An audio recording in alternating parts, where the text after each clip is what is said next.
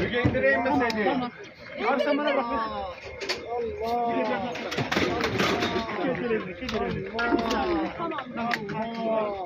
Tamam, olay yerine. Mehmet Bey. Hayır, olay yerine tekrardan bir değerlendirin. Toplam 4 yaralı var. Tamam. İkisini bir ekip aldı ama doktor Olay yerini olay değerlendirmemiz yerinde. haftanın olay yeri bizde o zaman. Hadi. Bu hasta bir de durdu düştü. Hocam ikiye aldı. Tamam yok. Doktor dedi ki Kaldı.